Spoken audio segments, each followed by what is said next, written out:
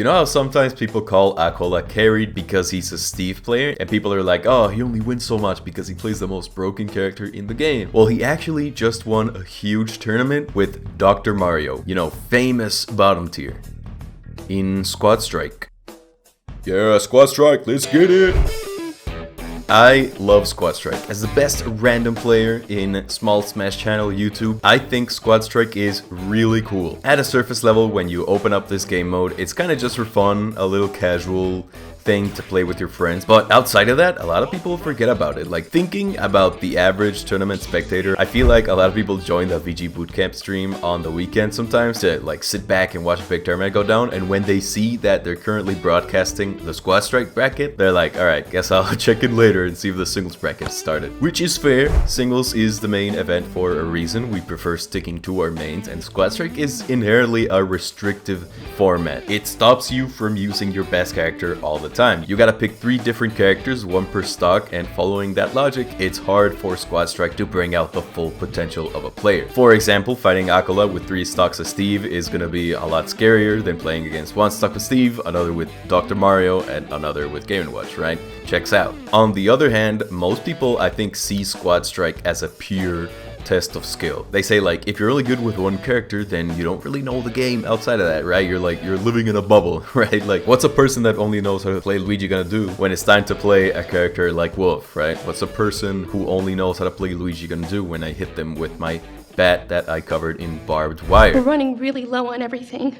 We're practically starving here. Starving? You. Alright, let's say you're an enlightened soul and you want to sweat on Squad Strike. At a glance, it just sounds like you should pick your 3 best characters and roll with them, and that's kind of not a bad starting point. So hey, here's my 3 best characters, let's make a team. Using these 3, I would run Byleth to open the game. On paper, your opener or point in a Squad Strike match is kind of just used to measure your opponent's level, kind of like some sort of buffer. Unless you actually end up destroying your opponent and you get a 3 stock, this is the character you're gonna lose first. So by that logic, it makes sense that it's the character you're comfortable with losing first. Out of these 3, Byleth is the one I practice the least with, so it checks out. They also have some good strengths. Byleth has that matchup check factor where if you don't know the matchup, you can just get surprised every now and then. Byleth is really good at taking surprise stocks and stuff, so they're a good way to start out the game with a bang. People don't know how good I am at ledge trapping with F Smash, so you know, this should be a fun lead. Next up is your middle. Joker, I think, is the play here. Being completely different from Byleth, suddenly bringing in a slippery fast guy is going to force your opponent to switch gears in an instant. These 2 are pretty different, and it's usually a good idea for the first 2 fighters to be pretty different from each other. Joker has a comeback mechanic, so maybe you expected to see him last, but you know what's scarier than Joker getting Arsene when he's behind?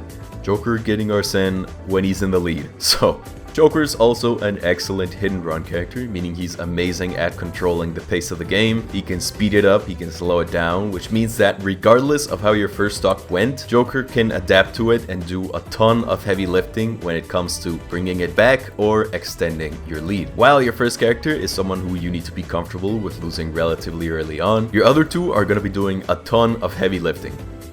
The anchor in your Squad Strike team is meant to close out the game and clutch it out. Again, it actually sounds like Joker would fit in better here, especially thanks to Arsene. He's literally a comeback character. But Lucina is that stable pick, and she's also my best character. I don't need to worry about landing any precise combos under pressure. I don't need to think about whether or not I should risk going for a Rebel's Guard or go for a kill without Arsene. And Lucina's still my best character. I do pretty good under pressure with her. And throughout the game, knowing I still have my best character in the back is gonna help me not stress out whenever I lose Byleth and Joker. That's kind of the beauty of Squad Strike. If I knew all these characters equally, the order would probably be different. I would save Joker for the clutch. People are super scared of Joker, but because I'm human and I have favorites, I want to play to my own personal strengths. And while I actually have a relatively nasty comeback game, which pairs great with Arsene, playing Lucina just makes me feel more in control, you know? Plus, she has a super balanced matchup spread, meaning it's less likely for me to get surprised with a sudden Mega Man or Pikachu pulling up, you know? Joker hates those. Of course, Joker is a top tier and Lucina isn't, but Lucina has that stability factor, right? The thing is, as long as you're aware of the 3 roles, the 3 positions, right? Your point, your middle, and your anchor, like you know what they do, then it's really just up to personal preference.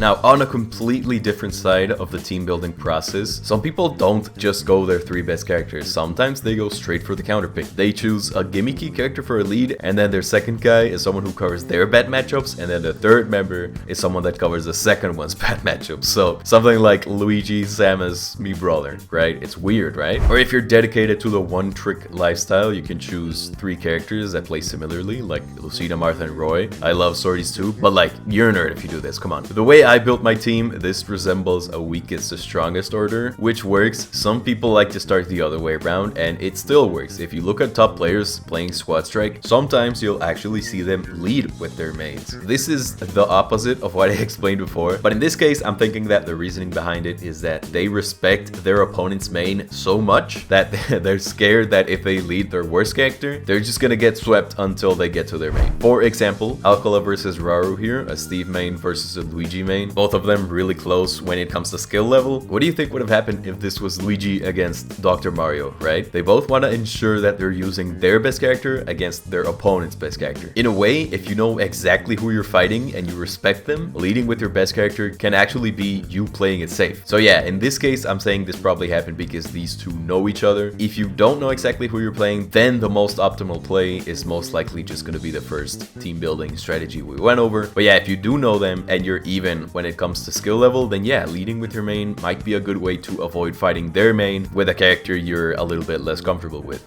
Alright, now I want to show you some top players you probably know if you follow the scene, and show you who they brought to Squad Strike and a link to a cool set, because some of these guys bring out characters that you would never expect to see them play, and that's kind of the magic of Squad Strike, right? So we have Jaja, famous solo Kirby player. He brought him out along with Incineroar and Terry in Riptide 2025. So that's cool. You can tell he likes characters that are up close, you know?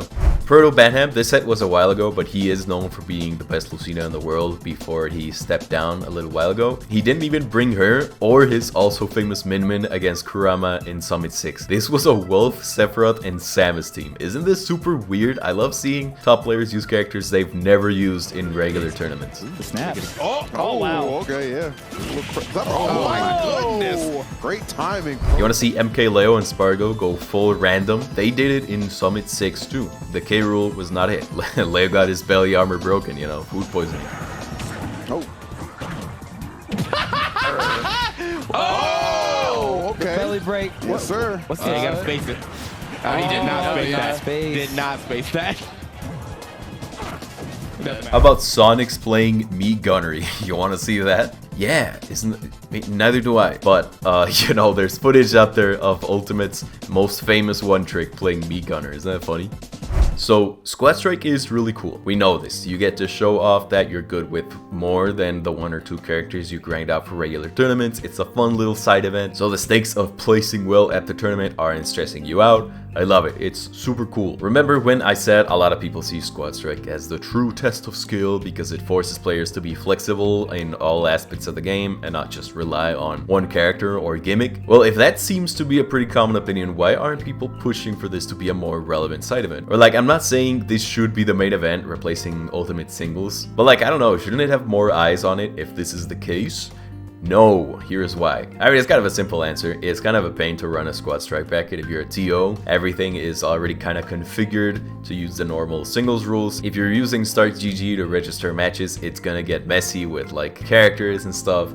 Like, matches are gonna take longer to report. The whole topic of stage picks and stage bans is gonna be a mess too, because you gotta account for every character. Like, imagine you lose game 1, right? So it's your turn to ban stages for the next round, and your opponent has a Kazuya and a Mario on their team. Like, do you want platforms or not, right? It's a mess. The logistics of it are just gonna screw with the rule set that competitive Smash has had for a long while. Oh, and also there's another reason, and it's the fact that while it is fun, and while most of us have characters that we like to play outside of our mains just for fun, if Squad Strike was to somehow end up being the main event, or if it had a higher spot in the hierarchy of Smash Ultimate events or whatever, I think a lot of people would actually just not like it as much. In the end, we all have our favorite characters, and splitting our attention 3 ways, or maybe more if you want to be super versatile, that means you have to practice some characters less to make room for your other ones. And then when it's time to play singles on the main event and you're back to using only your best 1 or 2 characters, you might feel the sting of knowing that if you had spent more time practicing your main instead of diverting your attention to 2 other characters, maybe you would have gotten better results. It's kind of always best to have that one character you feel super comfortable with with maybe 2, and the more characters you add, the harder it's gonna be to improve. Don't spread your brain thin, right?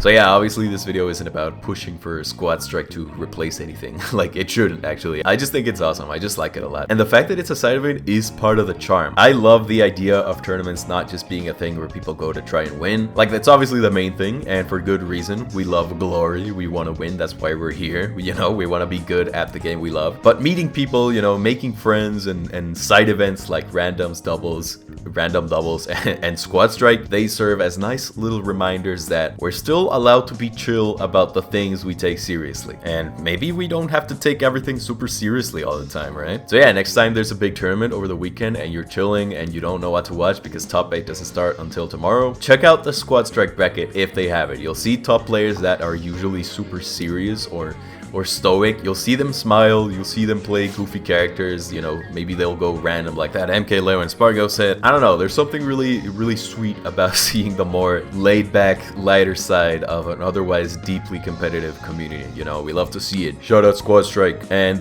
yeah, that's the video. Cool. We are on the way to 10,000 subs, guys. That's awesome stuff. Thanks a lot for your support. My last video did super well. I appreciate it a ton. Subscribe if you want a free trip to Iceland on me. I'll pay for it. And join the Discord if you want to. That's it. Thanks for watching, guys. Take care.